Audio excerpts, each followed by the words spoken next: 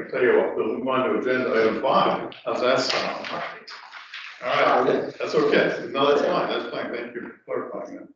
All right, let's see, 5 is the information update, which is also provided in your board package. We'll start off first with the financial update. Are there any questions or comments on the financial update?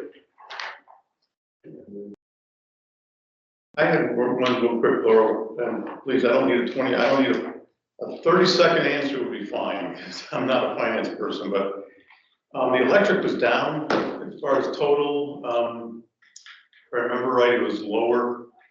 Electric division, in my... What other electric division? Oh, yeah, it was the... Cash? No, it was, yeah, it was, not energy cash, it was the other cash. Yeah, so cash is down because of the interdepartmental loan. So electric cash will be down until June when we pay it back. I got it, okay, that makes sense, thank you. And that's that short-term loan. We are getting payments from the state. So the payments are coming in, but the expenses are very high. Okay. All right, thank you. And with no other questions or comments on the financial update, move on to the leadership team update. Are there any questions or comments on the leadership team template?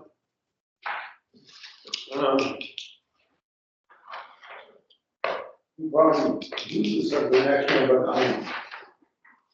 the 40 Wisconsin Solar System would be probably updated to Glass Enterprise, right? Yes. And just wondering how things are going at with the sewage treatment plant project. We have an update today as part of the board meeting. So Larry will provide that later in the meeting. I think that was it. Yeah. Okay, all right. Thank you, William. All right, if there's no more questions or comments on the leadership team template, we'll move on to agenda item 6, which is the Economic Development Subcommittee update. And Stuart, on that one there, we had the majority of the meetings was in executive session, so Bob can talk about the start of the meeting and then have to finish up the rest of the exec session. All right. Yeah, so the meeting was held a week ago Monday on the 18th, and we, as Chris said, most of it was an executive session, and we can talk about that in executive session. The primary thing that was held in public session was an update from Chris on our relationship with the town of Preston, the Preston Redevelopment Authority, and the Mohegan Tribe, and Preston Riverwalk. If I remember correctly, and correct me if I am wrong, Chris, the environmental cleanup has finally come to an end and it's fully completed. The tribe is not yet ready to make any decisions on who's going to be their electric supplier. We have the ability to provide water and provide sewer and provide gas because of our rights in Preston. But electric is kind of in flux. Potentially Eversource has a legitimate claim on it. We think we have a legitimate claim on it. And if I remember what Chris said, part of the answer is going to be whether the tribe develops the entire parcel themselves and is the one customer for electric, or whether they segment it so that they get Marriott to build a hotel and Marriott's a customer and somebody else to build a water park or whatever. In which case, I believe Eversource would have a strong. If they sell the property, if they keep the Yeah. property and just have tenants leasing land and from them, then it's all still one parcel and we can serve the whole parcel. So Chris said, we're going to continue to be in touch with them. They understand what our interests are, and this is just going to have to play out. The likelihood is the transfer of land will happen towards the end of the year. Fourth quarter, first one. So if they lease the land to say Marriott, do we negotiate with Marriott or do we negotiate with the Mohegan Tribe? So that's where it becomes very gray.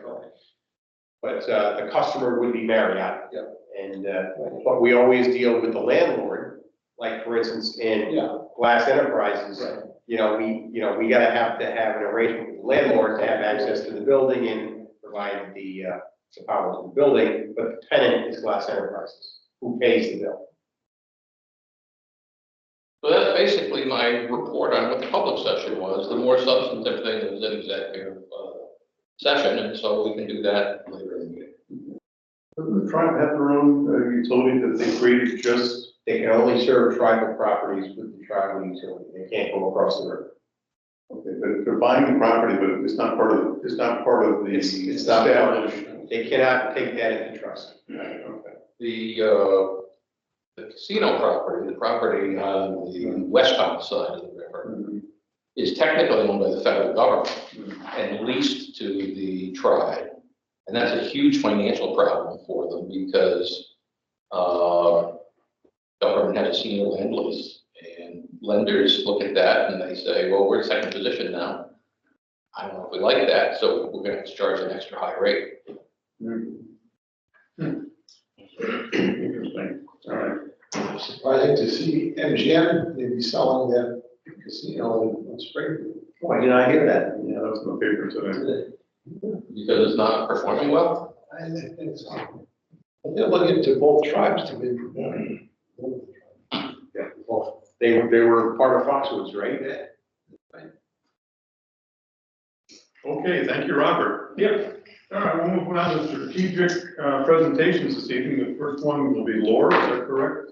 With the budget, you want to do something different first? We could probably switch to the economic impact report and then do the sewer plant construction and then go back to the other two because the budget is gonna be The long one, yeah. a long one. And the project funding discussion, we're gonna need to take a few votes on today. Okay, so lead off. We had to do it. I just can't get you. All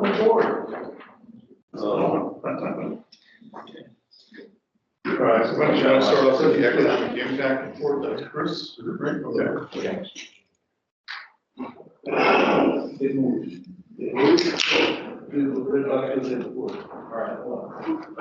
We're asking to do any reporting.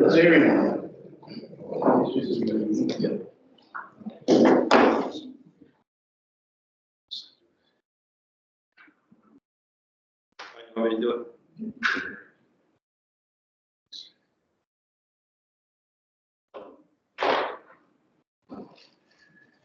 I think it's in full screen.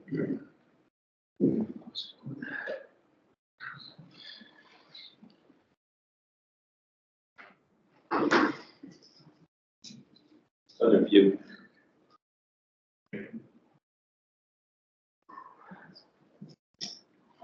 Sure.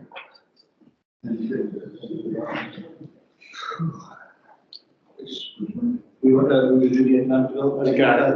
Yeah, so the 10% above the, that's okay. Turn you to your members. So much for the script.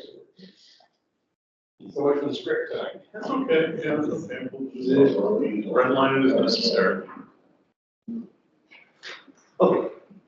So, recently, Bob suggested that we look at the economic impact of NPU above and beyond the 10%. And I had done a similar study at the University of Connecticut's Center for Economic Analysis 5 or 6 years ago. I thought it was very helpful, very expensive, but in using some of the research they had put together, some of the recent developments we've come across, we were able to do a pretty comprehensive look at the economic impact of NPU above and beyond the 10% that we provide the city every year.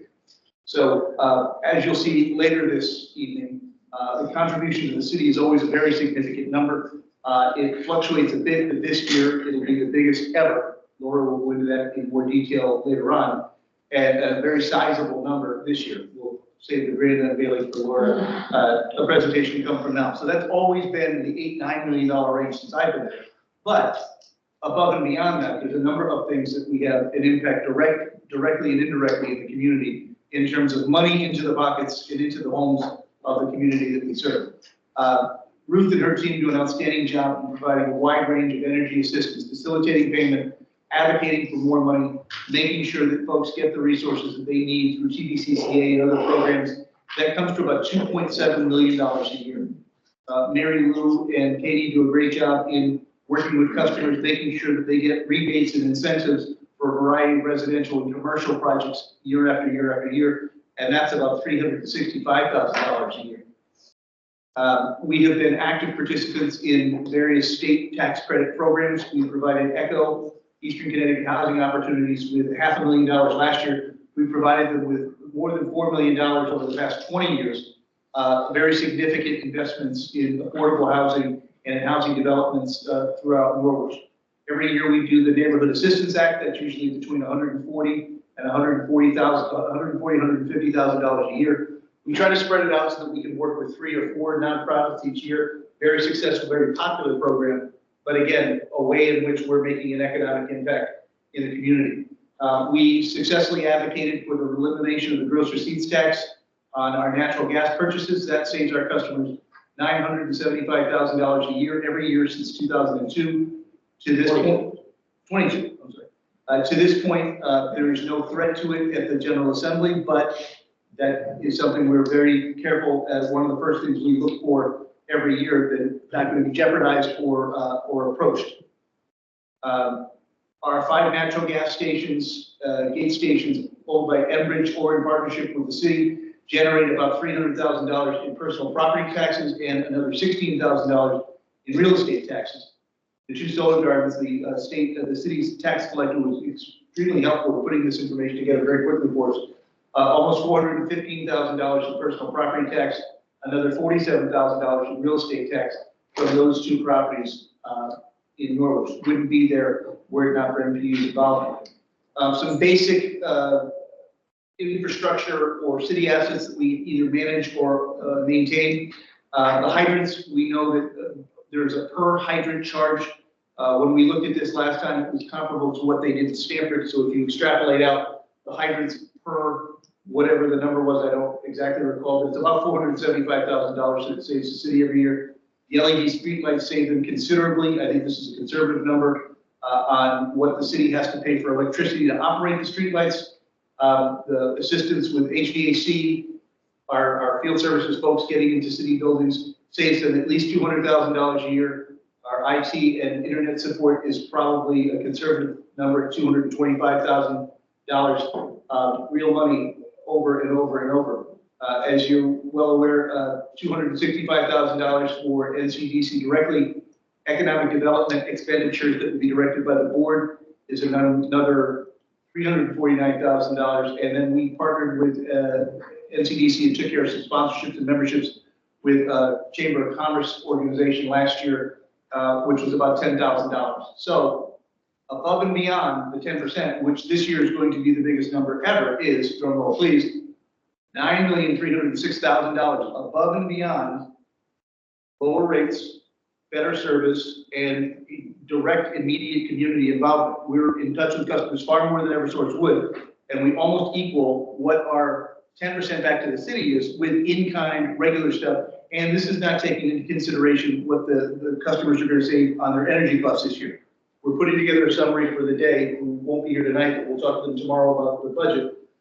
What customers are saving on energy costs this year alone is not included in this, but that's millions and millions of dollars more, and we have that number to share with the day in time. So this is very, very good news, underappreciated, and I think if we're judicious about using it, it helps tell the story more thoroughly, and we've got some ideas about how we can share this news more broadly.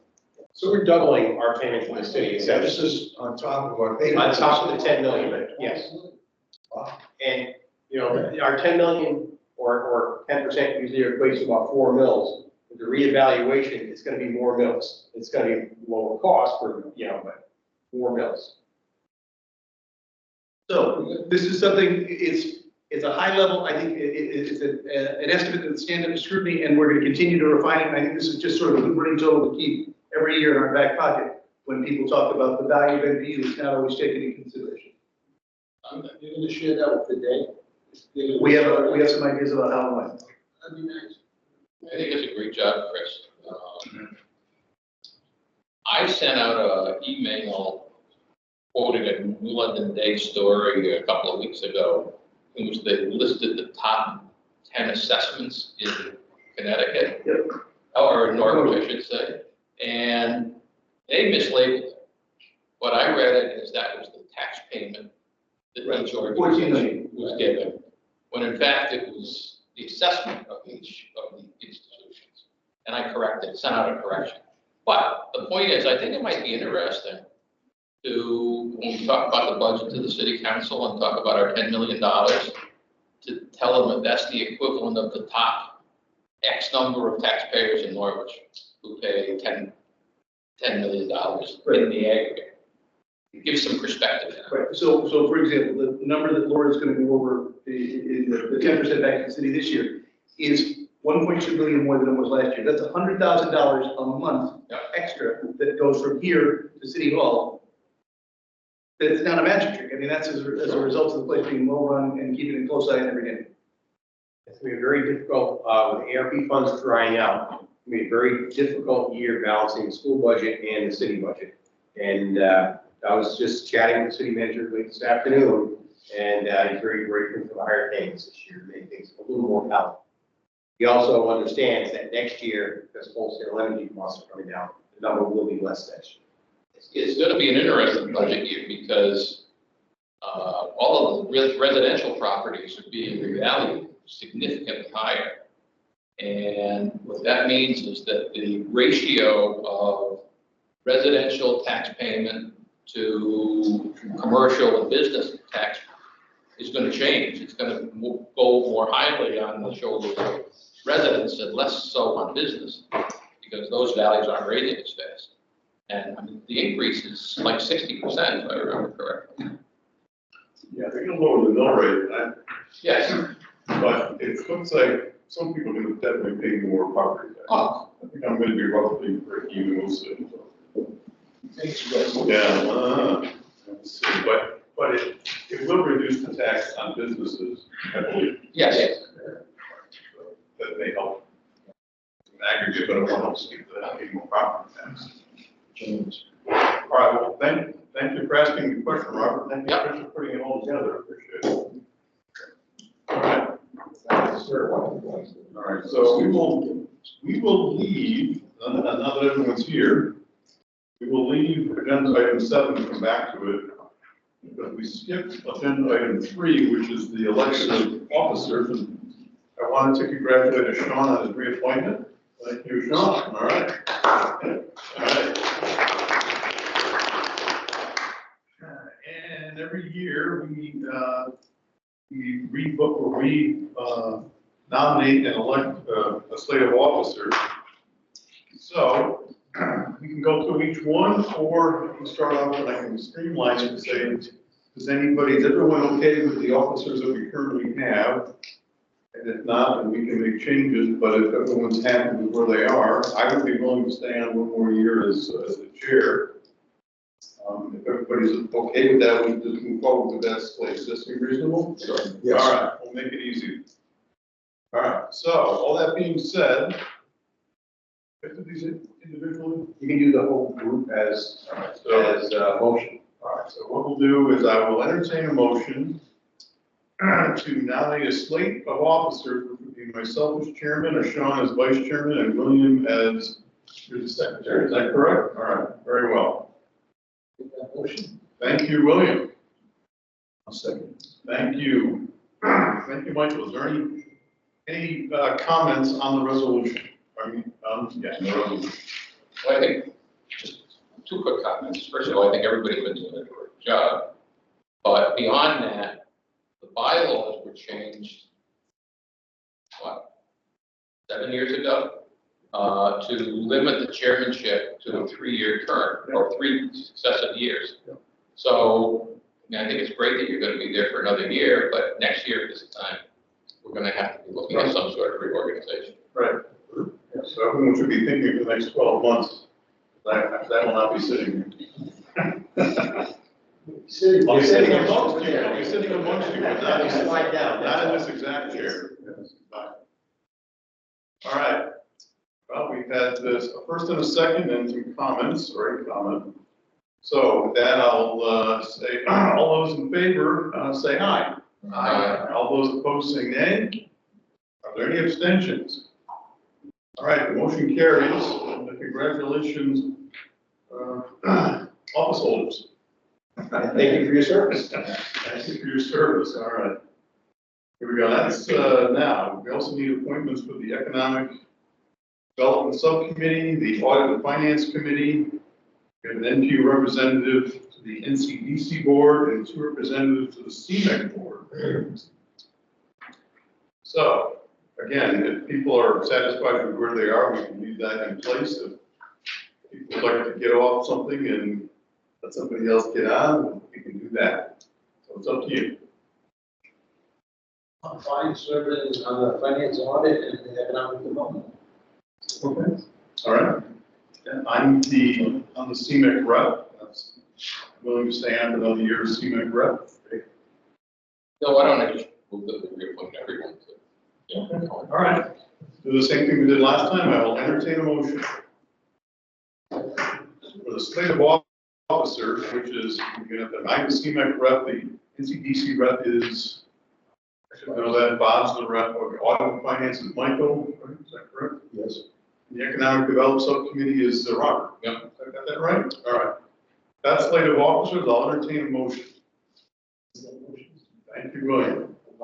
Can you add the members of the committees too? I think that matters too, does it not? Yeah. Okay, so, Finance audit.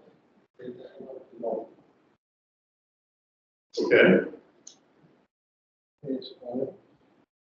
I'm really not active in any other committee.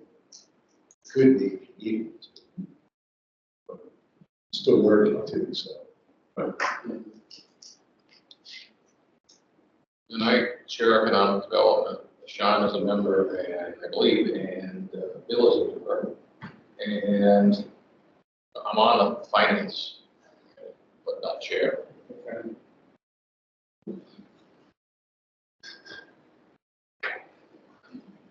Sean and Bill. All right, so audit has Mike as chair, is that correct? And who else is on audit? And that's interesting. Okay, Bob and Bill, got it. All right, thanks. All right, and, okay, with all that in place, then I'll entertain a motion for all of that. How's that sound? So I think I have Bill as the first and Bob is the second. All right, very good. All right, all those in favor say aye. Aye. All those opposed say nay. Are there any abstentions? All right, the motion carried. We keep our positions. Thank you all for your service. Congratulations. All right, we'll go back to agenda item 7. so that would be minutes too. 4. 3 minutes? No, because Bill's Oh, not I'm saying. sorry, I'm so sorry. Thank you for reminding me. All right. We got that. Okay, agenda item 4, approval of the minutes, which is in your board package. If you've had a chance to look at those, I'll entertain a motion.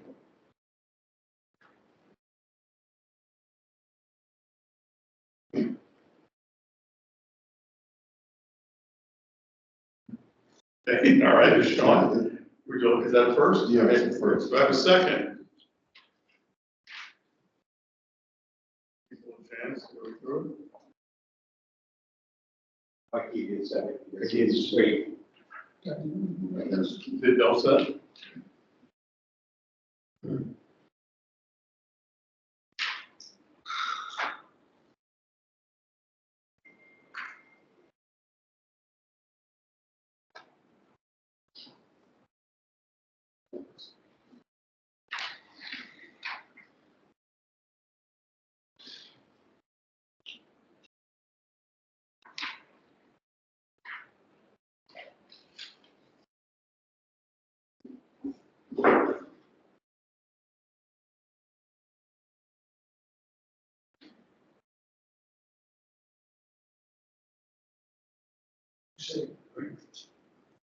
She said it's a. Yes, I did. Yeah, he did. Just a minute. Okay, so we have a first and second. Second? Yes. All right, there you go. All those in favor say aye. All Aye. All those opposed say nay. Are there any abstentions? I'll abstain. Thank you, William. William abstains, so the motion carries. The minutes are approved. All right, now we're back to agenda item 7. Chris Riley, so we're going to go next. Why don't we start right at the top with, Laura for the budget presentation? Okay, Laura, you are on. Before I start with the presentation, does anybody need a hard copy of the budget? Yeah, if you have an. I have a couple of extras just in case. Uh-huh. So this was distributed earlier this month, but here's a few hard copies. Great, Mike. Thanks.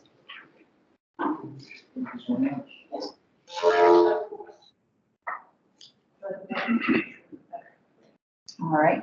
Steve, are you running the budget presentation? Chris is. Chris, you got it? Not yet. Okay. There we go. Okay.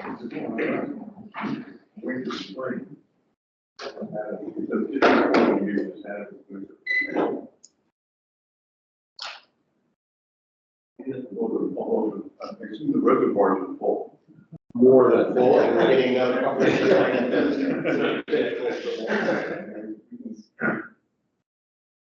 Okay. So next slide. So the fiscal 25 budget, this budget reflects the costs necessary to meet the following priorities.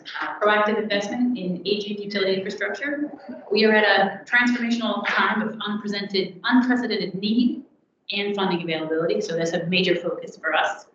We are continuing to implement the board's priority of supporting economic development in Norwich, meeting or exceeding local, state, and federal regulatory requirements, exceeding customer expectations for customer service and reliability, and deploying technology for the continued benefit of NPU and the city. Preparation of the fiscal 25 budget presentations of budget drivers for gas, electric, water, sewer, administrative and support services were presented in detail, 5 separate presentations over 2 days to the Finance and Audit Committee meeting on January 3rd and February 6th. And those presentations were also provided to the board. In summary, the fiscal 25 budget, we are budgeting just over $108 million in revenues and just under $106 million in expenses. Forecasting a little over $2.3 million in operating income and anticipating the use of $2.7 million for expenditures and that capital investment. Next slide. That's a question. Sure. Thanks. So on this front page, showing net change of $0, $3 in one column there. So it's showing that cash available from operations is $26,376,000. Oh, I'm sorry, you're on the budget document itself, yes. Yeah, the thing you just handed out, I'm Yes. sorry, did I? Nope, nope, I thought we were on the screen. So, okay. So, I can't, it's hard for me to see it from here too. Sure. And then you've got a proposed 2025 showing cash available. So this is the cash that operations is going to generate, the surplus. So if you go up a few lines, our operating income is that 2.3 million. That is what is going to be generated from operations. Once you get below that, you're looking at depreciation, interest income. Those are all the non-operating items, and that is what's added into that cash available. So, I see. So operating income is after depreciation. Above depreciation, yep. No, it's after depreciation. It's depreciation and expenses. Yes, so if you cash from operations, that's the about 13.3 million in fiscal year 25. I'm sorry. Oh, that you're in 25. Yep. All right, I was looking at 25. Okay. 24, we've only got a few months left. I'm done with that year. I'm already in next year. Well, 24. Mhm. What is the month end here? June 30th. So Okay. these are fiscal year numbers, so it would be July 1. Yeah. So 24 would end 6/30/24 and 25 would be 6/30/25. But, so in other words, operating income is after depreciation, 4,314,000 this year, and then next year, 2,324. So it's Correct. actually a little bit less. Yep. but it is positive. Like, I think we were negative for the June 30th year end. Fiscal 23, based on the audit adjustments, yes, we were negative in certain divisions in fiscal 23, as was presented by the auditor. You think that we'll come out negative again in fiscal 24? Or? So because of the actuary and the audit adjustments, Hard to we say. do sometimes see that. It depends on the forecasted liabilities and items like workers' comp. So yes, it is possible. I can't guarantee that it would be positive. We do work on all of the things that we can control to make sure that happens. And what you're looking at here, this first page, is a summary of all 4 divisions together. And behind that, you'll see each different division. And each of them have little differences based on what is happening independently in each division, because they all have different nuances and challenges and opportunities. So basically then the 2.3 million, that's the one you like for 25 here, we'll talk about that here. That's basically income before interest. And that's income before interest and taxes, but after depreciation. Correct. Interest is down below. I guess there is no taxes down below either. No, there would be taxes down below. The taxes that we pay would be part of our operating expenses, and that is our gross so revenues tax and our property taxes. So it's just, it's interest there after everything, income after everything but interest expense, I guess. So if you look at interest expense, it's $3 million. Yes. Half of that is the pension obligation bond interest. So we're actually, if you look at it from a net income standpoint, it's a negative then. Already. If you're looking at including interest as that expense, yes. Yeah, well, it is an expense. Well, but I didn't mean to interrupt, but Go ahead. it eliminated the pension contribution. It significantly Or reduces the reduce pension contribution, So I absolutely. don't know if it was a balance or if it was better or worse, but we can't just look at that in isolation. No, the picture in totality is really where we need to look, because there's a lot of different parts too. Also, if you look at the bottom half of that schedule there, Mike, that also includes in that section that you're looking at after the cash from operations, all the contributed capital. And then the lower section includes all of the debt financing, so the funding proceeds. Okay, so there's a- contributed capital would be like grants and things like Yes. that? Yeah. So, okay, And that's 38 million this year. I do have a couple of slides on that later on in the presentation, going into those areas to talk about our capital investment. and the grant spending is included above in the expenses? No, because that is all capital. So if you look at the next section below that, our capital purchases and capital payroll, that contributed capital is all related to our funding for our capital infrastructure.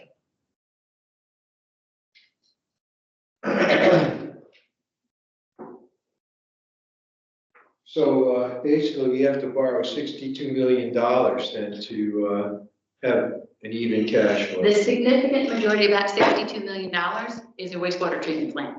Yeah, so it's kind of a hard year it's an atypical situation. The next several Really years with the wastewater correct. treatment Yeah. plant driving the expenditures Yeah, will be that's- atypical, absolutely. Yeah, that just changes everything. Yes, and as I said, kind of in my intro, we're in an unprecedented time of need in regards to infrastructure investment, but also funding opportunity.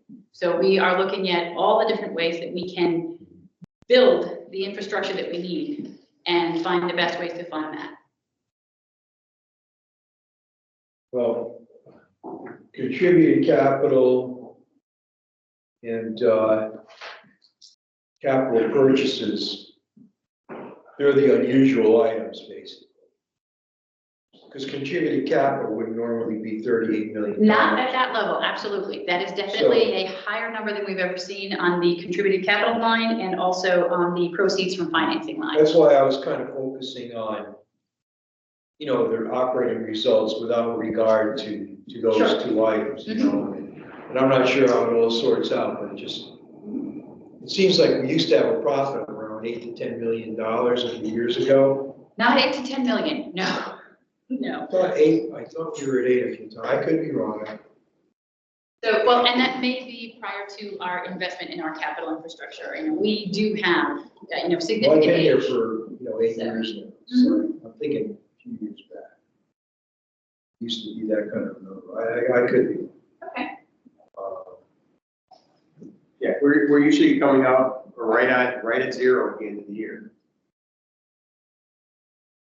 For that change. Pardon? Certainly the last couple of years, we've been right at that. Yeah, I'm not But arguing about the last couple of years, I'm just thinking before that. in pre-COVID periods. Yeah. We're building a The patch. pre-COVID period, Yeah. we were building our cash reserves. We were building Yeah, a patch. about 14 years of building up our cash reserves. Yes. Specifically now we're about in sewer. We're not able to do it in this environment, I guess. Not within And the I'm sewer not being division critical, I'm just specifically. observing, Oh, absolutely. you know, I understand what's going on. Mhm. So how many years are we gonna be, you know, under this duress where we're doing how many years to So build? the sewer plant, the sewer plant project plan is a 5-year project. Larry, we're looking at 5 years, but we anticipate that there may be some change to that because there always is, especially with a project of this size and scope. That- Contract's 4 years, most likely. So, and as we said, we did the rates last year. You know, we'll be looking at this every year as things change, as schedules change, as costs and projections and forecasts change. So this is going to be something that's going to be certainly a very big piece of everything we talk about for the next several years. And our sewer plant is not the end of the sewer projects, because we're gonna be updating our long-term control plan, which has the collections piece. And that collections piece, the next big thing is gonna be the weather train.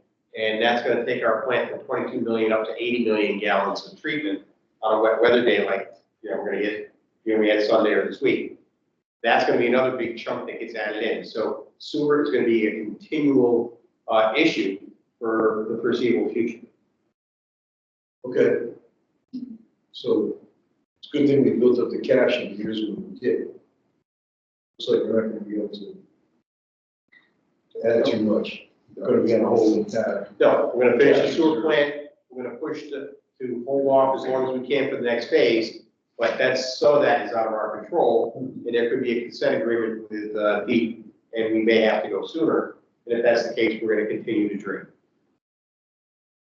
There's a possibility we get grant money too, right? Oh, absolutely, there will be Oh, grant absolutely. money. There will be grant money. It's just a matter of what the balance between grant dollars, loan dollars, and then what our financial analysis looks like and what our rate track then tells us that we need to have in order to meet all of those other metrics that are necessary.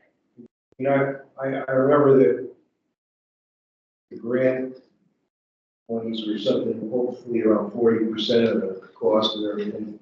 A little over that, Mike. It's a little over. We're a third of it. This is close to that actually here.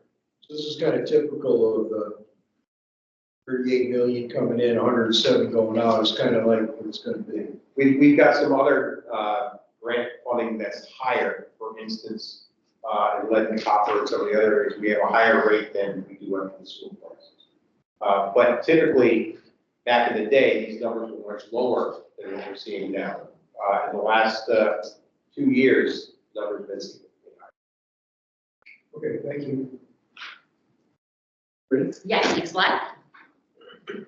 So as Chris alluded to, we have a significant contribution in fiscal year 25 to the city of Norwich, $10.3 million, highest contribution that we've ever seen. The fiscal 25 expense is based on the fiscal 23 natural gas, electric, and water gross revenues. And over the past 10 years, we've generated $88 million for the city of Norwich. The payment is 1.2 million higher than last year. And as we look forward, we anticipate that number will decrease. The fiscal 23 budget, the fiscal 23 actuals included the significantly higher, and because of the volatile energy markets, the additional cost for power and electricity, so gas and electricity. So that it was a significant contributing factor to the increase in the payment to the city. Just looking at a quick analysis today, Brenton and I were looking at that, and we're looking at 9.5, 9.6 million over the next couple of years. So still very good contributions to the city. Biggest single line item in our budget is our wholesale energy costs. Purchased gas are budgeted for fiscal 25 at 2.5 million, and purchased power 31.85 million. Purchased gas costs are decreased due to lower commodity expenses. Also in fiscal year 25, we will see a full year of the AMA contract credit. Because of the timing of that period of that contract, which is November to November, in fiscal 24, we only were able to see a partial year benefit. So now we have a full fiscal year benefit of that. Purchase power, again, also decreased commodity costs, driven in part by the natural gas market. We also have some lower supply volumes due to delayed large customer developments. And we are using a little over $400,000 more in the rate stabilization funds in fiscal year 25. Our total rate stabilization fund usage budgeted for fiscal 25 is $1.4 million. And again, using that during the winter peak to offset those high pricing times, which is consistent with the methodology we've been using for the past couple of years. Next slide. Okay, can you tell me what that is referred to in the budget? I mean, does it say rate stabilization? No, it doesn't. It's part of the purchased energy line item. So within purchased energy is the cost plus that offset, because when we get that bill from CMEC, they actually do the offset right in the invoice for us. But we're talking about an offset from CMEC rate stabilization fund as opposed to any internal Correct. NPU resource. Yes. We got that covered in some slides down. Yeah, and I do have a few slides to tail end to kind of get to some of the details in that, because there is a lot of layers to everything that we do. So looking at staffing for fiscal year 25, about $19.6 million in the budget. That includes our contractually negotiated rate and step increases, our promotion increases. Currently, we have 152 employees budgeted. We have 148 active employees. I think in another week, it'll go to 149. In fiscal 25, we have 157 budgeted positions. A couple of new engineers for those significant investment projects that we're working on. 2 additional water distribution system operators and an additional mechanic in fiscal year 25. Employee benefits are budgeted at just under $7.3 million for fiscal year 25. Health insurance is $3.3 million, an increase of $273,000 year over year. Pension is $1.41 million, a decrease of $27,000, so basically level year over year. The pension bond expense, which is in a different section of the budget, but I wanted to bring it to your attention here. Principal of $1.56 million and interest of $1.56 million. So yes, the early years of that pension bond interest expense is fairly significant. OPEB for fiscal 25 is $864,000. That is the actuarial determined employer contribution. Our actuary updates that information for the city and NPU every year. And that's an increase of about 15% over last year. Next slide. Taxes are $2.37 million in fiscal 25. That includes the gross revenues tax, which is based on projected electric sales revenue. That's $2.2 million. As Chris noted, we're no longer subject to gross revenues tax in the gas division, which is a great savings to our customers. And that also includes about $160,000 in property taxes. Is there any chance that the electric tax might be repealed too? I mean, the difference is we're the only municipal gas utility in the state, I believe. Right. Whereas there are multiple. I think that CMEC is still, that would be a pretty true part of CMEC to even request up there.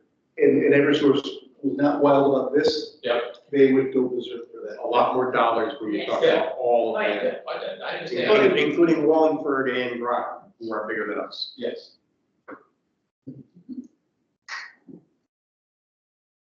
Fiscal 25 budget insurance is a little over $2.4 million. This includes business insurance expenses for our general liability premiums, our property, vehicle, workers' comp claims and premiums, damage claims, our directors and officers insurance, and our cyber insurance.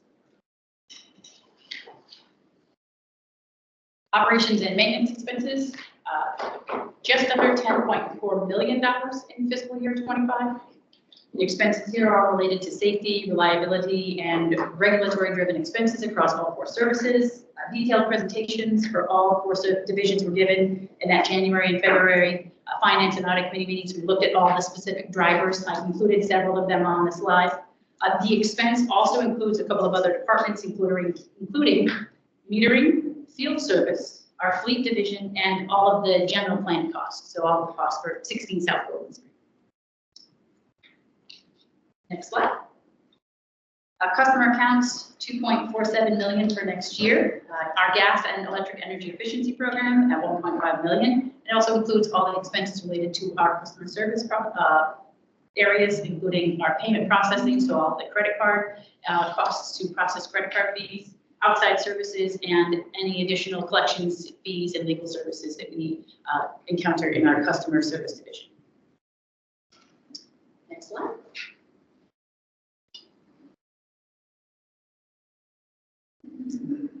General and administrative costs at 3.58 million for fiscal year 25.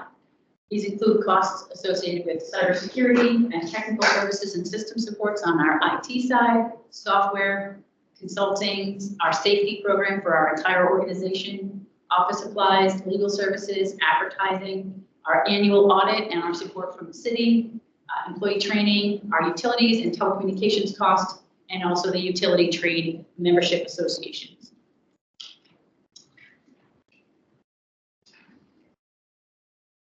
Additionally, under G&A, we have our board expenses. In fiscal 25, they're budgeted at 697,000. That was a big number. I think you get paid more than $10 a week. Excuse me on that. Economic development, the biggest portion of the expenditures under the board budget of 659,000. NCDC operations budgeted at 265,000. And our investments that would need board approval for additional expenditures is 394,000. Additional board expenses include training, conferences, seminars, legal costs, and governance expenditures. Are there investments needing board approval, $94,000? Are there pending projects or proposals, or is this simply the residual of the maximum that we can do for economic development minus the NCDC? It's a residual. Yes, yes, that's what it is. It's the calculation. Okay, So if a project came on board and we needed legal assistance, we need some other technical resources, we could tap this. okay, but that may or may not be tapped, and at the end of the year, it may be a surplus. Correct. Laura, going back to the last slide, Which one? This one? yeah, which ones are the top costs? So they go in order. So they go in order from the largest portion of that 3.5 million all the way down to the smallest portion. Our cybersecurity, technical services, and system supports is over 840,000. Software 760,000. Consulting 349,000. Our safety program is $289,000. Office supplies and office-related expenses, 289,000. Legal costs, 230,000. Advertising, 180,000. Audit and our city services,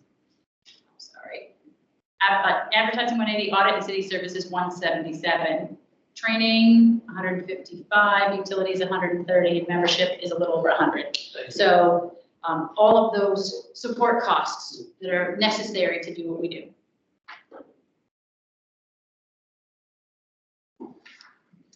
Right, they're there, and the next slide. So final slide on operating expenses. Our depreciation at a little over 10, just shy of 11 million, and bad debt expense at 2.89 million annually. Next slide. Next couple of slides, we'll talk about our capital investment.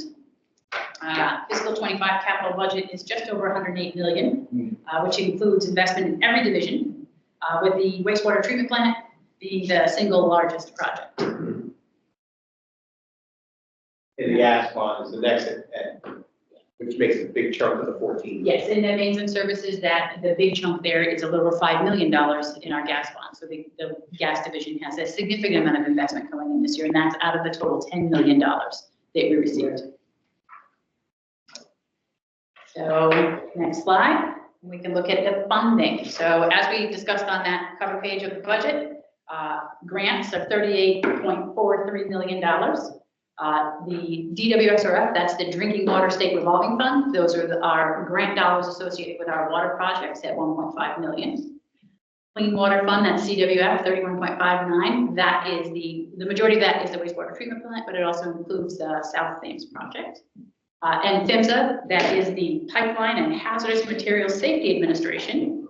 And that is our funding for our gas division. That's the first portion of that $10 million that we received.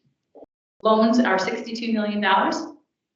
Drinking Water State Revolving Fund, $2.47 million. Again, going in hand with the grant funds that we received for the water division, $55.28 million from Clean Water Fund. And the $4.66 million under other, that represents some bond funding that NP will be pursuing to support the much needed electric infrastructure investment. 34.5 line, Driven by the 34.5 line and all those ancillary items. it's a transmission work. So that is the budget portion, and then I have a few other things that are sort of ancillary and support items to go into. Right. Before you go into this, Laura, Absolutely. we got a lot of our staff here. If there's any specific questions on any projects or any operations line items, so feel free to ask any of our staff. I had a question for you, Chris. Yeah. So, since we're going through this 3, 4, 5 year period of, intense capital improvements, shall we say? Yes. Mainly with the sewer plant and the water control system, runoff control systems that are going to be coming in. So do we have like a 5 or 10 year, projection of all this stuff? We always maintain a 10-year capital plan. So we're looking long into the future.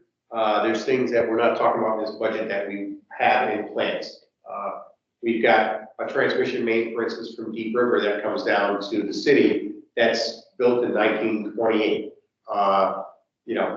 That's one of the things that is on that long-term plan. We're looking at improvements to the said basin at Deep River Water Plant, another project that's in that 10-year plan. Okay. If you look at Barry's infrastructure, he's talking about replacing cast iron pipe here. In his 10-year plan, he's moving all the meters outside that are inside. That's a major risk down the road. Eric's not here, but there's a lot of substation upgrades, and there's a new substation that could be coming in the next 10 years. More than likely coming in the next 10 years. Is that 10-year plan something that you could share with us? at some point in time? Yeah. Okay. I'd like to see, I'd be interested. Yeah. Thank you. And that 10-year plan is also a key component of the cost of service study. So that helps us with that project also, as we're looking at rates that we need to have in place in order to support all of those projects over time. Yeah, because obviously you can't just keep spending this kind of money, and there has to be something added to one of the trackers, right? The capital cost of the. We say you can't just keep spending money, but when you have infrastructure as old as ours, there's a constant need just to break even, never mind to improve. I didn't mean you can't do it. I meant to say you can't do it without, and that had an effect on the rates. Yes, and we have to look long term, and we have to do it in a reasonable time frame for these upgrades. You don't wait till the roof is leaking to replace the roof, but you also don't want to replace the roof every 10 years in your house, right? You want to have some money set aside to do these things. Yes. And some of the utilities have lower basic rates. Sewer, for example, has a relatively lower rate that people have to pay, but that's going to double in 8 years. So, I mean, you can see the impact. Yeah. Absolutely. So some ancillary and support information. So we're going to go over some information regarding the PGA and the PPA. So we've talked about this quite a few times in the last couple of years, especially with the volatility that we've seen in the energy market.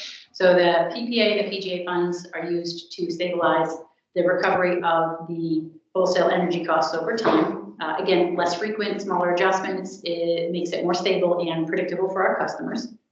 And the overall goal is to balance that timely recovery, maintaining appropriate reserves to weather that volatility and keep it as stable as possible. For both the PPA, the PGA, the cost of energy, it's part of base rates and also that adjustment, the PGA for gas and the PPA for electric. Our requirement is 180 days cash on hand, so the PGA at 2.6 million and the PPA at 7.8 million for fiscal year 24. We analyze that on a 4-year average, and we look at our target for the PPA is a 90-day target because it's also offset with the rate stabilization fund that is at CMEC.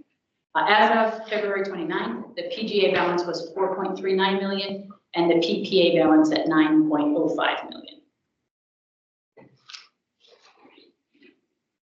So this is a slide that shows our PGA projections. I know it's a little small, but the bottom left-hand side is 2021, and it goes all the way out through 2025. As you can see, we have weathered quite a bit of volatility, the red line being the market pricing, and you can see that volatility. The blue bars are the actual PGA rate, so you can see as we see that market volatility, we see our rate increasing. As that market volatility smooths out, you see that our PGA rate then is adjusted coincidentally to that lower rate. So over time, as we see that, as the market comes down, the PGA is adjusted to meet that. Yes. Sort of cycling back to page 1, I apologize. But you know, I'm just looking at this section, cash from operations. And I think that it would be a little bit more illuminating for me if we had contributed capital, if we had cash generated from operations. I don't think that should include contributed capital. It doesn't. It doesn't. Pardon? The contributed capital is. I'm sorry, cash available. I'm sorry. Yeah. You're right. I Yep. misspoke. I misspoke. Okay. It'd be interesting to see, you know, cash from operations. You know, without contributed capital, I don't know. I mean, it is nice to see that we're generating 14 and 13 million from operations. Yeah, I guess I'm gonna retract my thinking on that. I'm not sure what other non-operating income is. Maybe it's not significant. Although interest expense and income is significant. Interest expense is certainly significant. I don't know. I was just thinking that maybe cash from operations should be after interest and income, interest income, interest expense. But I don't know what other non-operating income is, but. That includes our Reggie and Rippy funds, so. Our what? Yeah, Reggie, and that's the Reggie funds, which is the energy, Regional Greenhouse Gas Initiative. there you It's go. an What is auction. it? So we get funds from outside the community. So it's not, So, yeah, it's not an operating revenue Energy stream. efficiency. And there's also a small amount in the gas division for a credit that we're currently receiving for the CNG station, so alternate fuel credit. So again, dollars that are coming in that are not related to operations themselves. But overall, very small in the grand scheme of a $100 million budget.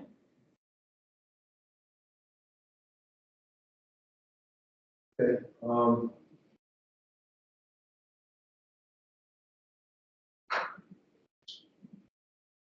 Proceeds from financing is something that is just borrowing, right? That's the loans. Just Yep. borrowing. Yep, that's the loans.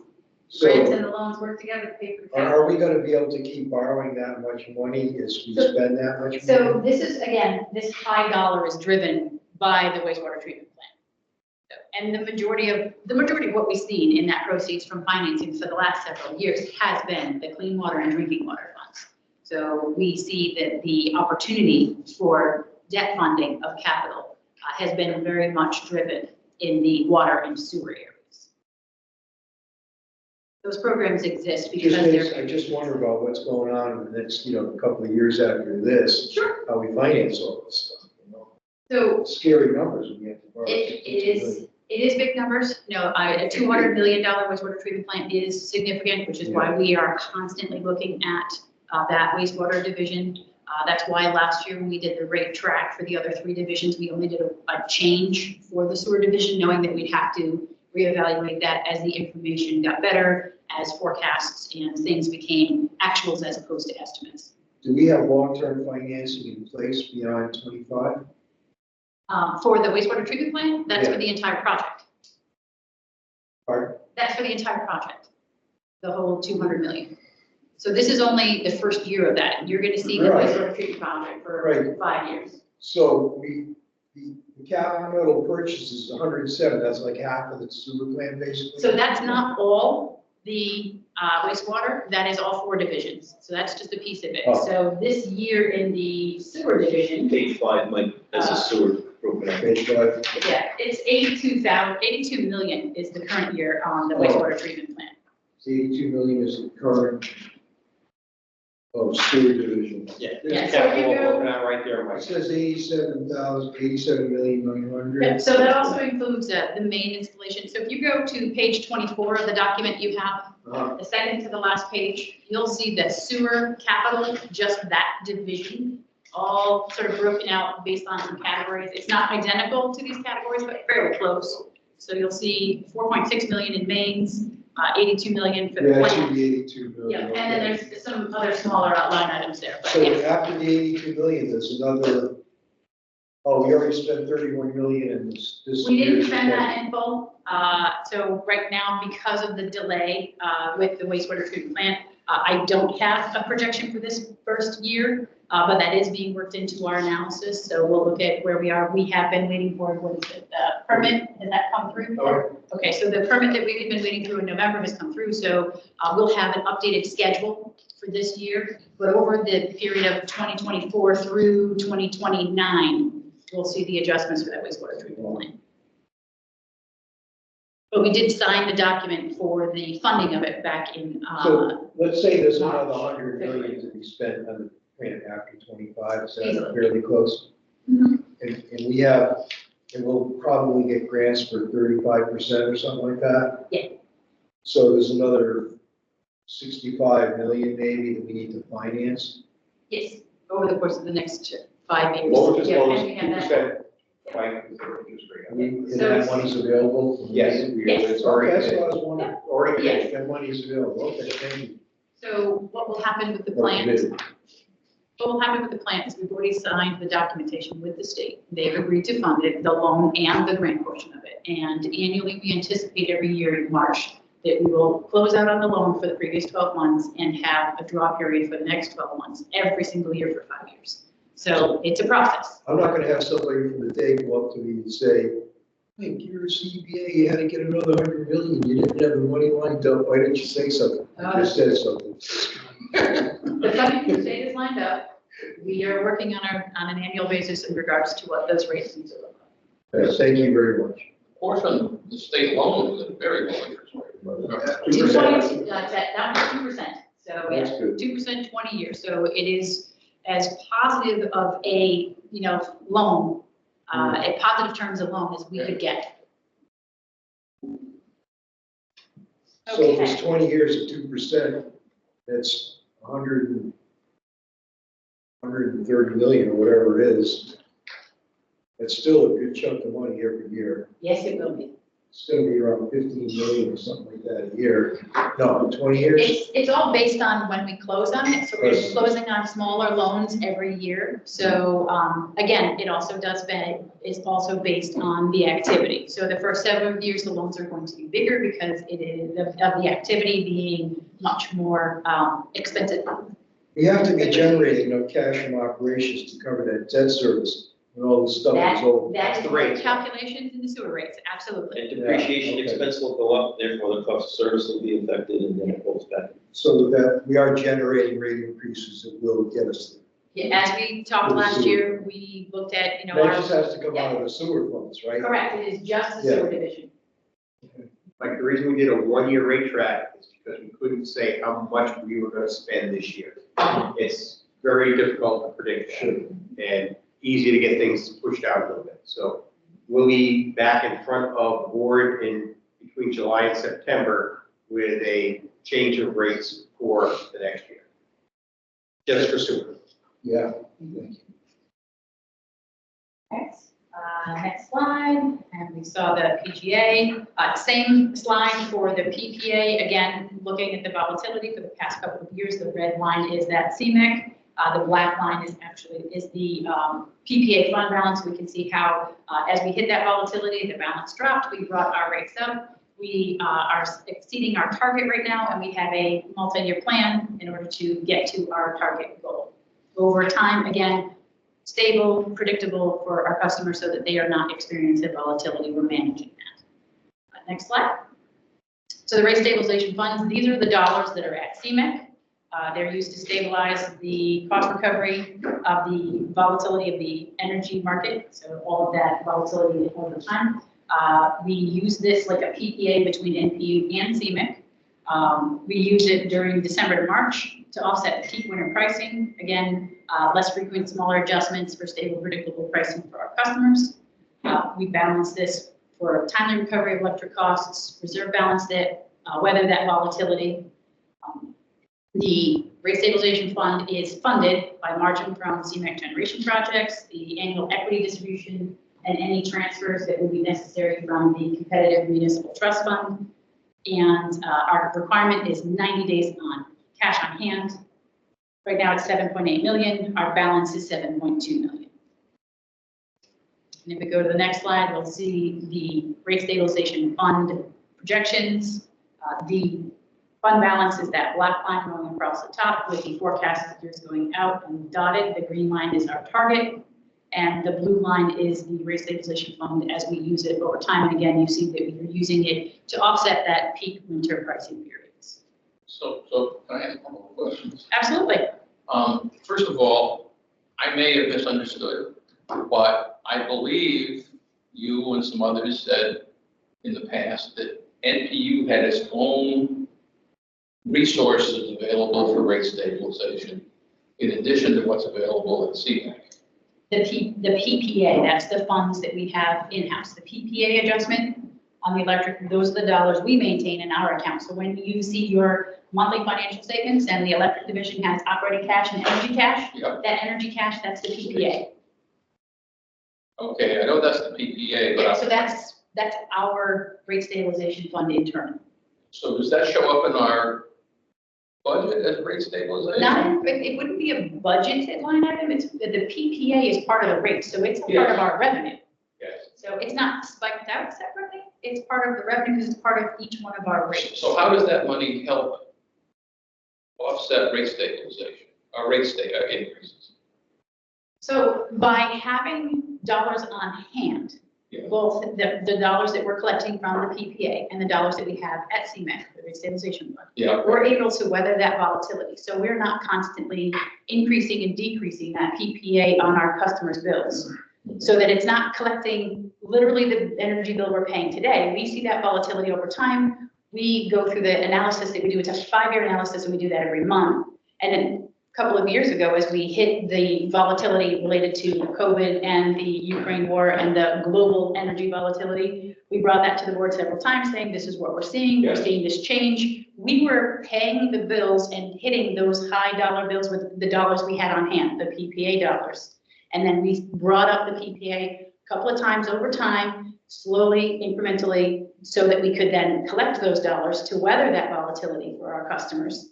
And then now that those markets have balanced somewhat, again, driven by the natural gas markets, we were able to reduce the PPA back in November. but the PPA expense, I'm not sure what you mean by PPA expense. the money we send to CMEC for the cost of power, basically, buy power from CMEC. Yes, That's a fixed amount. And I mean, are you saying that, well, it does vary, but in a given month, it's a fixed amount, right? No, it varies every month. it varies every month Yes, based that's on the what I said. volatility. In a month, it's a fixed, in a given month, it's a fixed amount. Okay. Are you saying that we have extra money in our PPA account when PPA rates are low and that accumulates? Yes. Can you go back Go back to to the the PPA slide, PPA? right there. Yeah, so, So the black line is the balance in that account. Okay. So the solid line is where we currently are, and the dotted line is a forecast. The green line is our target. where was Yeah. one? So we're trying to maintain as close, I'm sorry? You said that line is a forecast. Yes, What is it a forecast of? it's a forecast of, expected CMEC energy costs that we pay, that we have to pay. So it's not a fund balance. Well, it's a forecast of what we need to pay versus what we're Gonna collect. what we're gonna collect from our customers. And that will go up or down depending on whether we're collecting Okay, so more. which line is what we collect from the customers? Blue line, the blue bar So the blue bar is the rate. is the rate that we charge our customers. So that's stable over time, And the red line is, the wholesale market of energy. CMEC price. That's CMEC price. The bill rate here includes the PPA and Yeah, this is showing a lot of different things on one chart, so it's showing the CMEC costs, Sure, but- how we stabilize it to customers over long periods of time with the blue bars, Blue is not just the PPA. just the PPA portion of the bill. That's the adder on the bill. The adder, yes.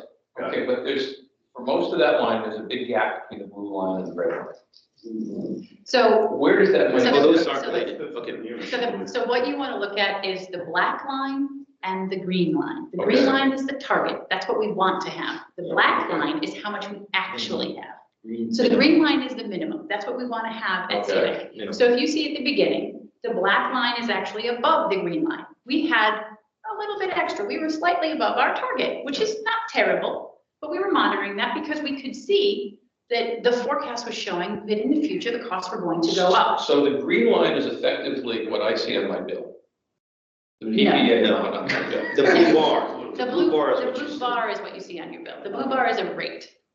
That doesn't change, except maybe changes once a year, once every so the Outside of red bar year and a half. is like a percentage added on to something or other on your bill? Dollars per kilowatt. Dollar Yep. amount. It's a per It's kilowatt a per hour kilowatt hour charge. charge. So what? Per kilowatt hour charge. It's a per kilowatt hour charge. That's what I was asking. What is this a thing of? So this is a thing of a per kilowatt hour charge. Yes. That's what this is. Yeah, that's the first time you said that. I didn't know what we were talking about. We don't really understand this part. So So the red line is the same thing? no, the red line is the equivalent of the wholesale cost for energy. So the red line shows you the volatility. That's the CMEC energy cost. So you can see how volatile that red line is.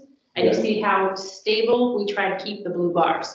We try to keep them at a rate stable and consistent for our customers over time so that they're not exposed to the volatility of the energy market. So the black line is what we're charging per kilowatt hour. The black line is how much cash we have on hand here at NPU that we've collected based on the blue bar being charged I'm to our sorry, I customers. meant to say the blue bar. Yeah, yeah, yeah. I See meant to the say red, blue see bar. the red line, it's skyrocketed a few months ago. Yeah, Okay, so when that happened, then the black line came down because that's the PGA fund. So the price went up, and we're collecting money every month, but then the fund went way down Because we the black spent a lot line of it. came down because because of what went up. it's the fund balance. The black fund is a balance of the fund. Correct. So for the 2/3 of that chart to the right, Where it's all solid. Wait a minute, I see a black line, Oh, a to the green right where line, it's and a all, red where line. it's all like dashed and dotted, that's the forecast. no, There's a blue line there too? I can't see it. Don't touch it. This is actuals from here back. yeah, This is all projections and forecasts, yeah. okay? This is what the customer pays on top of their base rate. It's a Yeah. base rate plus PPA, and this is what we. Told you not to touch it. We try to keep this as stable as possible. So, You know, what, Next slide, go to Sorry. PPA, please. Okay, you both can't touch it. But, okay, yeah, so the red line here, that is the wholesale energy cost that CMEC charges NPU for the wholesale power. You can see where they had some spikes, that was a very significant shortage at that period of time. Is that the price per And kilowatt then, hour? and then when we're paying CMEC a lot more, our funds, which is the black line, goes way down. And that's in dollars. And this is, we're always trying to keep this black line, oh, there I go, hang on, above the green line. The green line is our goal, that's where we want to be, we want to make Did you sure. say it's like, oh, that's what we're charging our customers? No, That's that's the minimum amount of cash we want to keep on hand We at all would like times. the black Okay, line so to be. so the green line is. The only thing that the customer sees is the blue line. Yeah, all right. The blue bars. As Bob was saying earlier. This is impossible. to- that is exactly my, there's going to be, in many periods, Mhm. a situation where what we're charging on a per kilowatt hour to our customers is greater than what we're paying CMAQ per kilowatt hour. And there are gonna be other times Mhm. when it's a reverse. Correct. We're over collecting now, we're under collecting already. Correct. But when we're over collecting, particularly when we're over collecting, Mhm. that money has to go somewhere. It doesn't go anywhere, it just sits and waits for me to. Well, Yeah, it goes into this fund. It goes into this fund, and It it goes sits into and this waits for fund. one of those volatility times that I have to spend. This is in the NPU Bank account, housed yes. fund, Yes, which doesn't have a designation in the Is budget. it in here somewhere? What I Cash. cash. Well, so cash is not in a budget. What's in the budget is the revenue, so the amount of dollars Is it that in we the charge. balance sheet somewhere? Yes. That's, Yeah. so where is it in the So balance? in the balance sheet, it's in our cash account. It's not in a separate account. It's in our operating account. However, every month when you get the executive summary, there is a paragraph that tells you what's in energy cash. And also in the chart, you can see how much is operating cash, that's the day-to-day expenses, and the energy cash, that's the PPA or the PGA, depending upon which division you're looking at. So you can see how much energy cash we currently have in the bank right there, and we monitor that every month. So here's my point. I think keeping rates low is a very important thing. But I also think avoiding spikes is a very important. Absolutely. I think that we ought to have a board-approved policy of building a NPU rate stabilization fund, not just calling it cash in the balance sheet, but specifically for rate stabilization, which may be effectively what we're doing, Mhm. but I don't think it's in the budget. Secondly, I think that Stu and I, who spent some time at CMEC, may know about the rate stabilization fund and the amount that NPU has there, but I don't think the rest of the directors, the commissioners do. And I think it's important for us to not only understand money available for rate stabilization housed at NPU, but also money available for rate stabilization housed at CMEC. Because all of that enters into a rate stabilization capacity. The third thing, and this gets a little arcane, more so than already, is that there's also a municipal trust fund in CMAQ. The founding documents for which say at least 20% of it is for rate stabilization. I'm not sure that that's being used for rate stabilization now, but that's another potential source. So, I mean, I just think that we ought to have a commission-approved policy for rate stabilization at NPU and CMAQ, and get a report on it maybe once a year or once every 6 months or something to make sure that we're doing the right thing. I mean, I look, for example, at the rates we set a few months ago. Well, it was November. Last summer, yeah. Yeah, and we showed the PPA as being some amount, a reduced amount. But since then, I believe the CMEC charge and the natural gas charge have plummeted. And my guess is that the PPA that we are paying to CMEC is below what we're paying, charging the customers, unless we've also reduced it on a monthly basis to the customers. And I'm not sure which is So we which. have not made an adjustment to the PPA. We're continuing to monitor that, and we are looking at potentially a future further reduction. However, if we have that reduction here and then the next reduction, we're also looking at an increase for following that. So what we're trying to do is maintain that stability as long as possible. But right now, we should be accumulating a larger than anticipated cash balance. Yeah. Black line. If you look at the, Yes. if you look at the forecast, see the dotted black line is above the green line? Yeah. It is actually showing that currently, right now, we're forecasting that we're going to be above our target. Yeah, And if we look out, you'll see that the blue bars drop down. So we're looking at potentially a reduction to the PPA at a future date. But then following that, based on the forecasts that are out even further years, we're looking at a possible increase. and I guess I think we're doing the right thing. Mhm. I just think we're not reporting it to the commission like we ought to be. Okay. Because I think we ought to have, I think the commission ought to have a real policy about trying to enhance the ability of rate stabilization wherever we can. we ought to have a savings account effectively at NPU that is a rate stabilization savings account that we know about and can look at and see in a relevant balance sheet. And we also ought to know about the resources that NPU has offsite at CMAC. And I mean, I don't think that's a radical thing to talk about. I just think that's what we ought to be doing. Well, if you look here, Bob, this is in every month's board package. Yeah. And that shows the PPA cash, the electrical operational cash, and the total cash, Yeah. and the 5-year average and what it goes. So that comes out in every board package. And I would bet, no offense intended for any of my fellow commissioners, I would bet if you asked, if we had a test on that question, we would all. And this presentation was given in September, and it's given at least once a year, if not twice. And So- anytime we do make an adjustment, we do a presentation like this, so I'll get into detail. The other thing is, what you see here is a result of a lot of behind the scenes analysis, and we do that every single month using whatever the 5-year forecast is at that point in time. So we're constantly looking at this. Okay, now that I'm over here and I can read it, it's a little easier, you can't even read it. So the blue lines over here, bars, they're up about, let's say, a little over 4 million, the high ones here. Nope, It doesn't so matter. that's the right-hand side is the, 6 cents a kilowatt. Oh, that's this over, over here, 6 cents. oh, oh, or you oh. can match it. Okay, Okay, it's back now. It's back now. Okay. Yep. Okay, so, Yeah, they are thank you, thanks, Stu. So this, it says the bill rate, okay. So who's getting billed what here? So the customers are getting billed that 6 cents. That's the adjustment? That's the PPA. That's the PPA adjustment on their bill, okay, I understand that. So it's higher during the winter months, apparently. So it was higher during the periods of volatility, 21, 22, and into 23, where we had all of those energy market spikes. We'll take the green ones, but. Yeah, well, it's higher from November, yeah, it goes into the summer too, you're right, okay, got it, okay.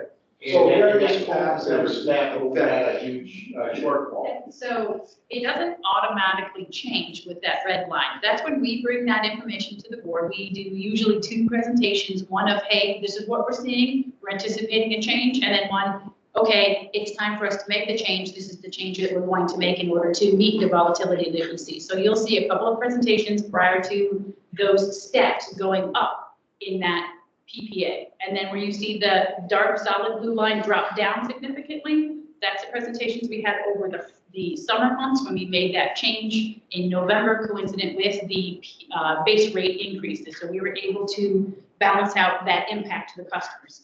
The PPA portion went down, base rates went up. Customers are still seeing lower bills than they were a year ago. Okay, I understand. Thank you. And I think we're probably doing the right thing, but I think that Codifying it. there ought to be a commission-approved policy to maximize rate stabilization. It ought to be, it ought to be described as such in our balance sheet. And we ought to know on a semi-annual basis or whatever, what the balance is here at NPU. And we ought to also know what the balance is at CMAC, because that's an important thing. I mean, I gotta tell you, I don't think that having that at CMAC is a bad thing. And I've been very impressed with the integrity of everybody here. I remember when Chris changed the system at Foundry 66, where we used to pay their bills and nobody knew about it, to us charging the bills, but also giving them money to offset the cost, because we went from a hidden expense and benefit to an objective one. And that's the kind of, light that it should be on public dollars. And I think it would just be helpful if we better understood this, and it would also be helpful if we understood what was at CMAC. I don't think people know that. And that's an important thing. So, All right, Robert, so I'm gonna lay down. if all of that was more transparent to the board and to the public and all that, ultimately, whatever rate stabilization scheme you come up with, you're gonna flatten out that blue line, right? Or that blue bar, trying to make that totally level, or as level as possible. That's the ultimate goal of any kind of rate stabilization Well, scheme. I mean, that would be stable, Very yes. stable, okay, but that's where, so we're avoiding all the spikes month to month as we go by. But that's just the PPA, and then below it is the base rate, right? So if you add if you put the base rate below it, and then look at the variation of the total bill, you're talking 2 or 3 cents. So can we realistically do better than 2 or 3 cent variation, over time, assuming it's gonna go up a little bit, obviously due to inflation. But we're looking at 2 or 3 cents per kilowatt hour, variation when we have, terrible times with pandemics and wars, and the good times when gas is cheap, I right? don't think that was the case a year ago, November, that period of time. We had big spikes, not this November, not last November, the year before. In November, December of '22, we could see some significant spikes. So, yeah. So, and again, having that 90 days cash on hand that we have here helps us. 90 days gives us the opportunity to make that analysis, present it to the board, make sure that everybody's understanding of what's happening. Again, hit another month, do the forecast to make sure that what we anticipate is actually continuing, because 1 month can be an aberration, 2, 3 months, you're looking at a trend and you're looking at a decision point.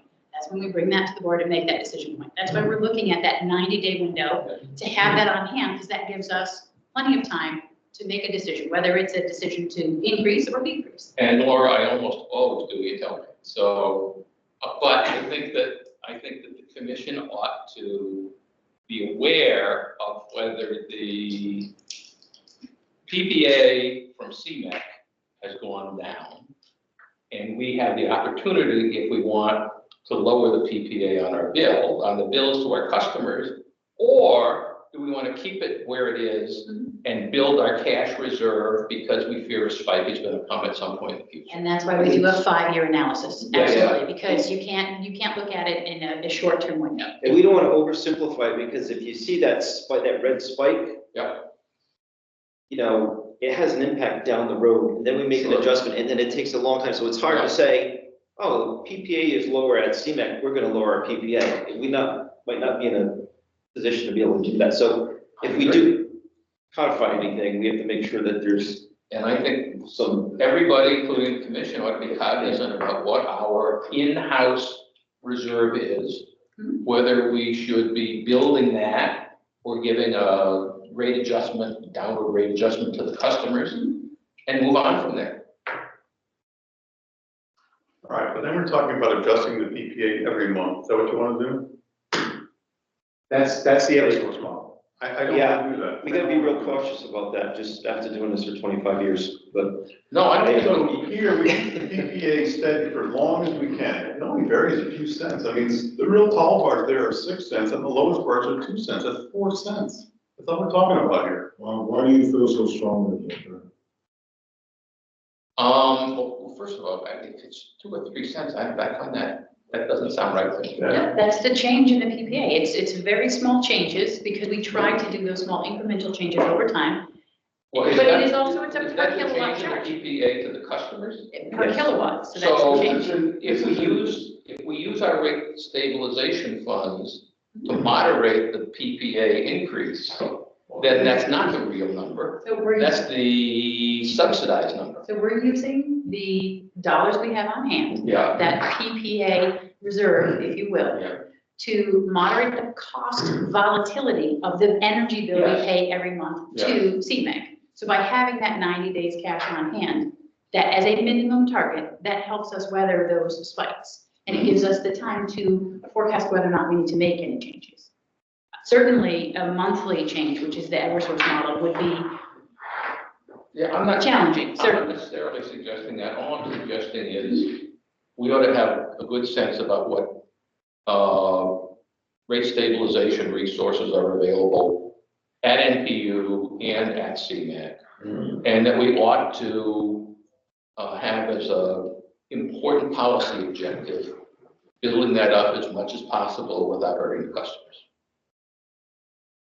Well, there's a couple other things that come into factor here. One is regional competitiveness. Mhm. So, it's like, oh, if we are way over collecting, but we're more than 20% less than Eversource, it's different than if we are under collecting and we're neck and neck, so we're always gonna look at what we are.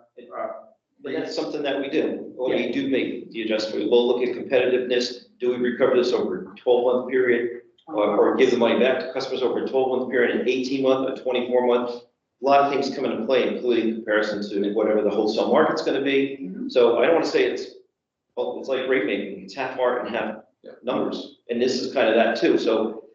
And I said, I think we're probably doing the right thing. I We just don't definitely think, are. We I definitely just are. don't think, at least I understand it completely, and a better communication job, and maybe some remedial education would be helpful to me.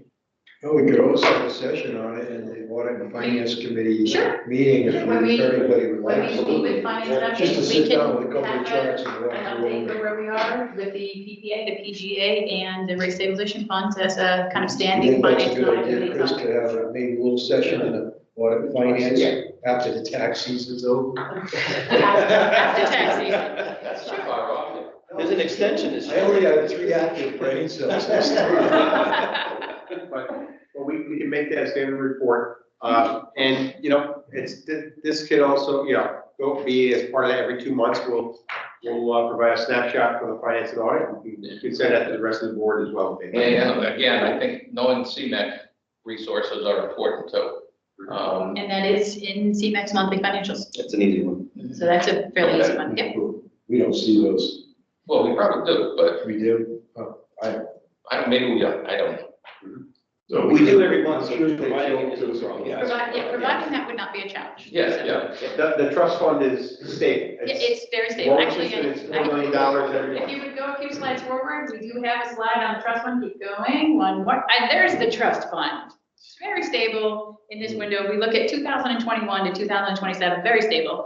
In the decade prior to this, there were 2 times where we tapped that trust Yeah. fund. Right after I started, we did not have a significant amount of cash on hand for our PPA. We were not at that 90-day mark, so we did need to transfer some dollars from the trust fund into the rate stabilization fund and use that as we made an adjustment to the PPA on the customer's bills and then started collecting those dollars. That's So why all our those share pieces of work the together. competitive municipal trust fund is far lower than our share of ownership of CMEC. We're 20-something% of CMAC. Yeah.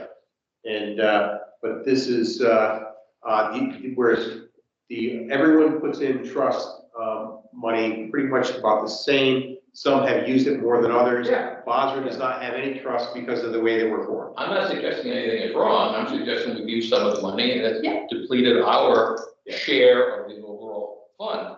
But that's the competitive municipal trust fund, that is not rate stabilization. Correct. Actually, if you go to the next slide. So this is actually an excerpt right from our audit. And if anybody wants a copy of this, I can pull a copy out of the audit. So this was in the audit that was presented last month. It's page 21 and 22. This is the note in the NPU audit that actually refers to the liabilities and assets at CMEC that are related to NPU. So you'll see that there is the debt service fixed cost obligation, that's the $14 million, that's the liability, and the $11 million, that's actually the dollars there. That's the rate stabilization fund and the competitive municipal trust fund, dollars combined together. So this is where we report on that for CMEC as associated with NPU, and it shows up in our audit annually. And then if we go to the next slide, next steps. So next week, Chris will be presenting the NPU budget to the city council in either the April or May board meeting. We'll look to the board for vote on the FY25 budget. Once we have an approved budget, it will go to the city to be included in the annual City of Norwich budget. And we anticipate the city council will approve that sometime in June of 2024. So that's the timeline as we go towards the end of this fiscal year and into fiscal year 25. This is a little earlier than usual this year, and usually around the 10th, is it not? For the city council meeting, yeah, it fell early for us because I think last year we were April 9th or 10th. It was the second week of budget, so we're the first. And so the city manager is presenting the city budget on April Fool's Day, which is like, and then we're next, luckily, we're the next day. So we don't adopt this in advance of that? We never have. Okay. The board is, can approve it tonight. We're only asking for it the next 2 months, so there's plenty of time to digest and ask additional But questions. that's fine, I was just confused because it seemed like if we're submitting the budget. we ought to So adopt it's it, submitted but- to them as draft. Yeah, So they understand it's a draft budget. It hasn't been approved by the board yet. When we get to the next step where I send them the approved budget, I submit it to them as approved. and as I understand it, if they change the budget, we can basically say, we don't care, we're gonna adopt what we want. So they have, only overall, they can't change line items in our budget. So they can only have overall approval. Our budget is set by our revenue. They're not gonna cut our revenue, so our budget is balanced and is, they're always gonna accept the total. And I It's expect, more of a they'll- I communication. expect they'll just accept this, but if they change it for some reason, we then have the option of saying, we're gonna adopt our budget, or we're gonna adopt the council altered budget, right? They've never done that, I think Bob. just vote it down, all they can do is vote it down, right? Yeah, And if they do, and there needs to be an NPU budget in the city budget, it is what is passed by the board. Yeah. That's there. but, once again, I don't think the revenue numbers are right, keep below the revenue numbers. Well, that impacts the payment to the city. Sure. That drops it, so there's really there's no reason for them to change anything. Nobody to change it. Okay. Okay, well, thank you, Robert. Thank you, Laura, for that lovely presentation. And, Are back on, Jeff? very involved, thank you. She's still smiling. You all set? All right. All right, Laura is finished with the budget presentation, I believe. Then we'll move on to the project funding discussion, which is going to be Larry and Eric, if Eric is not here, right? So we can cover Eric. Okay. And these are 3 resolutions that we're needing to approve, to initiate the funding from DEEP. One is the Greenville Sewer Lining Project, which was the earmark that we got from years ago. That was originally the Groton Interconnect, moved it to the lining, and now, we're ready to proceed with the funding. It took a while to get there, many hurdles, that we're able to do that. The Shipping Street Pump Station, that is the, flood resiliency project that, we were approved last June, and as well as the Bean Hill Electric Substation Flood Resilience Project, which is the project that was approved last June. We're just able to get the funding approved from the state, so now we can come to the board for approval. So, Larry, could you give us an update on the Greenville Sewer Shipping Line? Street's farther along. Both grants are administered. I think it came from the federal government, but administered through DEEP. Shipping Street is $485,000 pure grant. There's no match to redesign the Shipping Street pump station in Force Main. That's the last of our CSO pump stations in Force Mains. Obviously, we had issues with 3 of our 4 CSO Force Mains.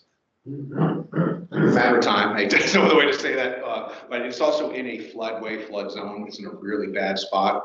There's no backup generation. We've had 2 guys parked there for the last 4 hours with the backup generator, making sure it's still working, because it's just a really old, outdated station. So this would give us the ability to have a truly canned project to get additional funding for, which the funding agencies love a shovel-ready project. So that's the point. We have 4 firms we're reaching out to for prices on. We have the complete go-ahead from DEEP to move forward on that. The Greenville lining was $800,000 for lining, $800,000 for Groton Interconnect. Groton Interconnect cannot be used, DPH issues. Chris was able to work, I think Senator Blumenthal's office to get it moved. With EPA to have the 2 of them combined at the $1.6 million used up here because Larry would never have enough money to do all the relighting they want to do up there. Well, at least So 27,000 it is, feet. it's a terrific project, and at a certain point, we'll have someone down for a walk around. That's a little farther away. There's some more. Next year. Yeah, there's some more hurdles to go through, environment impact statements, even though we're just lining pipes that are in the ground, but just a lot of hurdles you gotta go through to get the money. But it is, yeah, we have to, that is a match. I think we have to come up with $400,000 for the 1.6, so basically $2 million to reline pipes, and we will go a very long way. If you look at the flows of the plant now, it shows you how much line we have in our system. So this will help out the sewer system and the cost of the plant for years to come.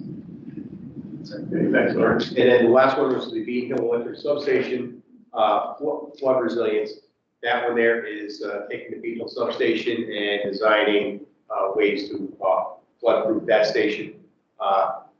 Katie Dykes, when we did have that Rosser Dam that was potentially failing, she came on board and says, yes, we've given Norwich $800,000 to study this.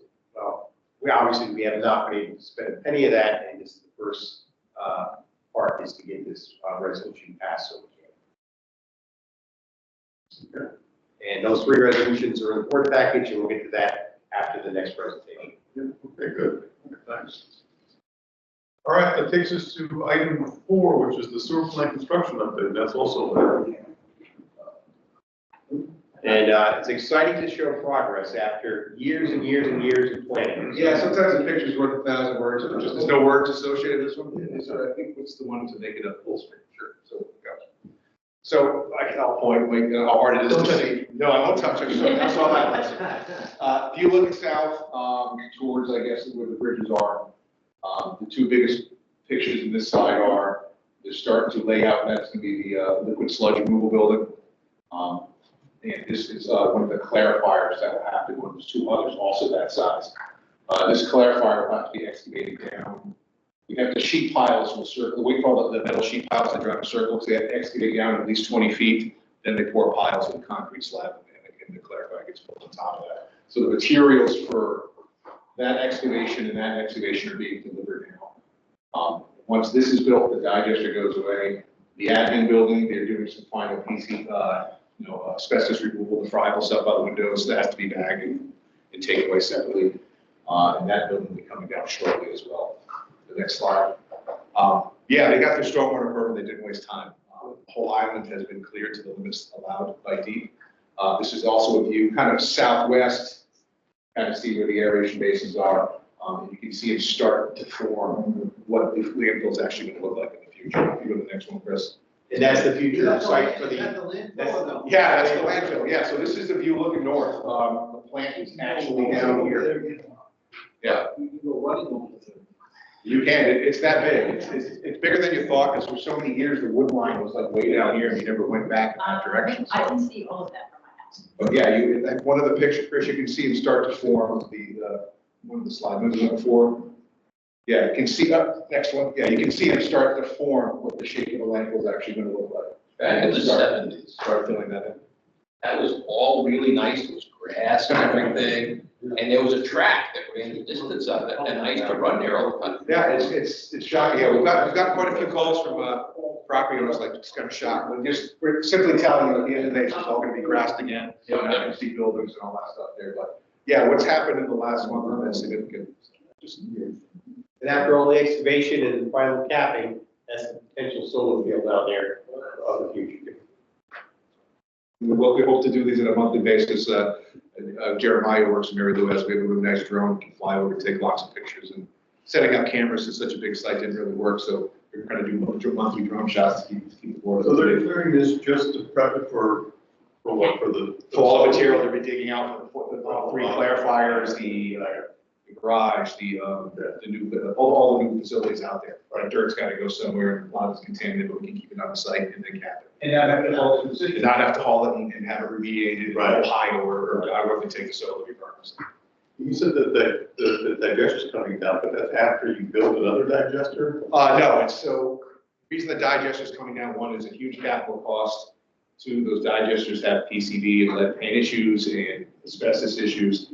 And also all the facilities now that take digested sludge are going away to just burning liquid sludge. Digested sludge has no fuel, lack of a better word in it. Okay. So they have to burn a lot of natural gas. The MDC, if they accept this, all of their incinerators will be turned over to liquid incinerator. Yeah, so So what was the big dome on it that we talked about? that's just the natural gas. That's the one that we're keeping. No, that whole set goes away. Because the cost. While it's gone, what are you doing for digestion? Well, the digestion part goes away, we won't be digesting sludge. So the liquid hauling is that the trucks will come and fill up the liquid and take it up to an incinerator that will burn the sludge. Because that cost, even though there's more trucks, Yeah. the cost of incinerating that liquid is far cheaper than trying to incinerate cake sludge, which has no fuel. So we generate a small amount of power there currently, or we have that. Of what? I'm sorry. Power, electricity. We haven't in a while, the turbines failed and they were incredibly expensive. They did fail. So that going to continue, it's not going to continue? No, that whole operation goes away. Digested gas is not, it's really wet, it's a corrosive gas. Turbines never seem to like the gas. There's a lot of issues with the turbines. Reciprocal engines, at the time, may have been a better choice, but it really wasn't available at the time, but they are now. Every time you see a biogas, it's reciprocal engines, because any mechanic in the company can maintain those. Turbines are a different animal. This company from California, would have to fly to maintain them. But I mean, when it was working, like, when the digester went down, the first one was like 2016. It was about $90,000 additional a month of natural gas to keep the sludge. When that came back on, the gas bill dropped. So it did, the gas absolutely does work, but it's just a maintenance issue. Because it's a very, and you could wet the boilers like socks. Because it's corrosive gas. Yeah, and we did have a cleaning skid, which was never very effective. No, Unfortunately, so, it was a little too, cutting edge. a little early in the game, a little too cutting edge. People have learned more over time, but it's two factors. It's the cost of rehabbing the digesters and also the cost of just the case level system. But the next big thing is demo of the admin building. That's going to be fun to watch. Nice, okay. Nickerson, 4 o'clock. Yes. All right, thank you, Larry. Well, that moves us on to agenda item 8, which are the 3 resolutions we discussed earlier.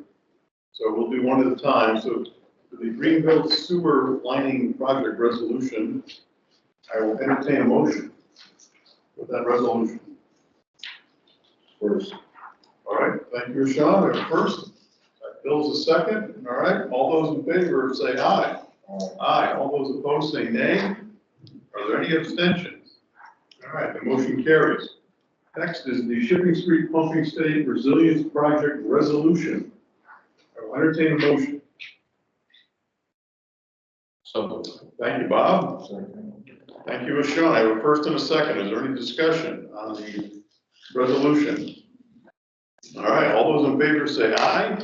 Aye. All those opposed say nay. Are there any abstentions? All right, the motion carries. And moving on to the Bean Hill Substation Flood Resilience Project resolution. I will entertain a motion. Thank you, Bill. Second, Bob, second. All right, is there any discussion on the Bean Hill Flood Resilience resolution? All right, hearing none. All those in favor say aye. Aye. All those opposed say nay. Are there any abstentions? All right, that motion carries. Look at that. And that brings us to executive session. How would you like to go forward? All right, if just Jeff, Steve, and Chris can stay.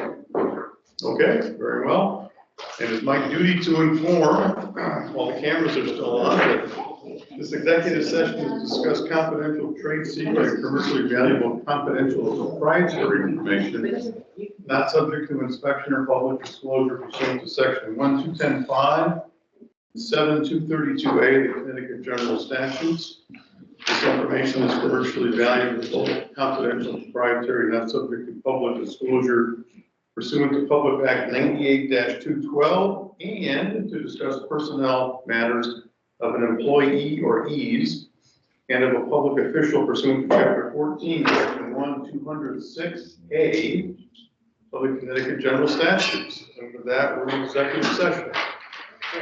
Thank you, everyone. Somebody make a motion to